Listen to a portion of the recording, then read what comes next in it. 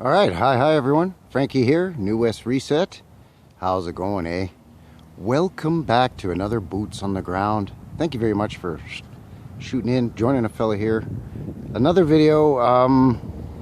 We're back in Elbow Park. We're checking out Elbow Park School today.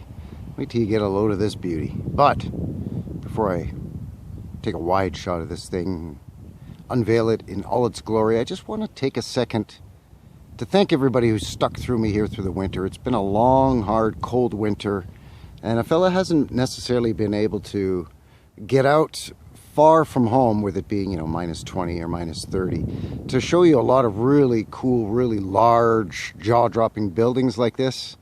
Throughout the winter I've kind of had to stick close to home.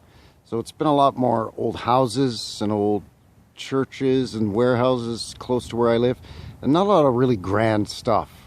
But this is worth the wait. So again, I appreciate all of you and all your patience throughout the winter here with maybe not such extravagant buildings as this one. A little lackluster, but gonna try to make up for it here with this one.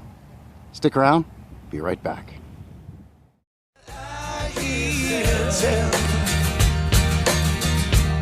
About a heaven in Alberta, where they've got all hell for a basement. All right, so here we go. And as mentioned, we're back in Elbow Park, the Elbow Park School.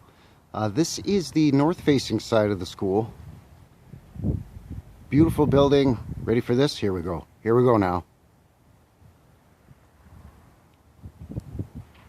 Look at this.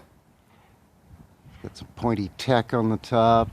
Beautiful, beautiful tower. Sort of an old wind catcher system, I'm thinking. They would try to tell us, of course, that that's where the school bell was, and the school marm would climb up there and ring the bell, I guess. But I don't know. Beautiful windows here. We'll have a look at those in a second with a little bit of a clearer view. But there's a plaque and a cornerstone here I want to have a look at real quick. Gives us a little info. First of all, this main entrance, beautiful. It's surrounded in that locally sourced sandstone.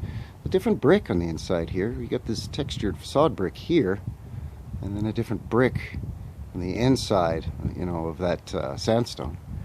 Lovely big, beautiful double wooden doors. Transom window above. It's got sort of that peaked arch. Very nice.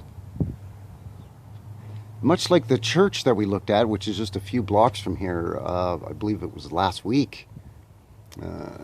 This narrower profile, textured brick, very beautiful.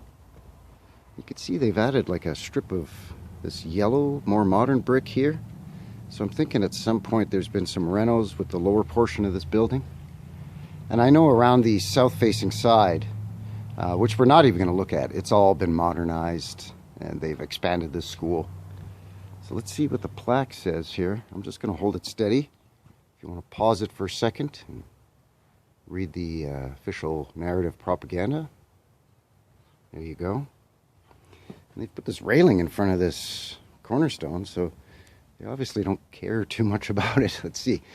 This stone laid the 27th of March, 1926 by Selwood, F.S. Selwood, Esquire, assisted by D.S. Moffat, Esquire. All right. Calgary School Board, 1926. Yeah, there you go. Oh, there's the architect's name. P. Blakey. All right, sure. All right, let's have a look at these beautiful windows here. Again, the stonework around these. Leaded glass windows. Absolutely gorgeous. Again, that funny yellow brick here. And it juts out from that textured red brick by about half an inch or so. So, yeah, some hinky hijinks going on here, I think. But look at this. Absolutely breathtaking. All this detail for a community school built in the 20s. Well, I guess it was the Roaring 20s. It wasn't the Great Depression yet, supposedly, so I guess no expense spared. There's that tower peeking up there. Just mind-bending. I love this. This is fantastic. All of that sandstone scroll work around that window, beautiful.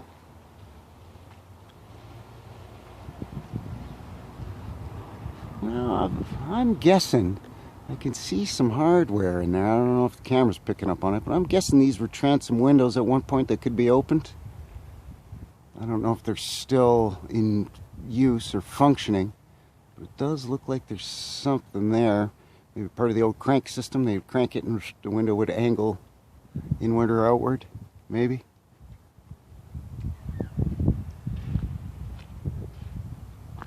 Yeah, this was, you know, even if we accept the build date on this thing, this was a pretty big school. So I'm guessing, you know, primary or elementary school, junior high school, and high school all combined. Look at that wind catcher tower. Amazing. Really nice. Well, I'm going to take you around the side here, which is the west-facing side, but only to give you a look at how they've modernized and added onto it. But we're going to see a difference here between this lower brick course, which I think is covering the older brick that shoots into the ground, and then we'll see the more modern building techniques, which explains why you don't have your brick go down under the ground like that. You'll have to excuse the glare here. It's a beautiful sunny day again today. Hence why I'm able to get out. It was about a 45-minute walk to get here, which is fine. Walking through Mount Royal, beautiful neighborhood. It's where all the hoity-toity rich folks live, you see. Bit of a warm breeze today, so I may have to shout a little bit over the sound of the wind. Sorry about that. I'm not yelling at you. I'm yelling to you. But here you can see, okay, this modern brick. They've still kept that sort of yellowed or off-white brick here, but you can see it doesn't protrude like it did around that other side beyond that older brick. And you can see here underneath. So they've poured concrete foundation here, and they've put an L-shaped metal sill plate or bracket here, of which now they stack the courses of brick on top of. So that's how you do it. Keeps the brick up off the ground, away from moisture, ice, snow, salt, just foot traffic, kids running around here in the schoolyard and the playground playing, riding their bikes and skateboards and bashing it up, right? So it just keeps it up off the ground, keeps it protected. So this is modern construction. So if you see brick that goes right down on the ground like that, either what they've done is they've raised the ground by pouring the concrete right up against the building, or in some cases with these old world buildings, the brick just shoots down into the ground, and it could go down anywhere from, well, what we've seen from Mudflood, you know, anywhere from 4 feet to 14 feet here in Calgary anyways. I know other parts of the realm, we see it go down as much as 30 or 40 feet or more. So I'm imagining that up on the hill over yonder there, Mount Royal, during the mudflood, a lot of that would have slid down in here and would have submerged the lower level of this building by a few feet.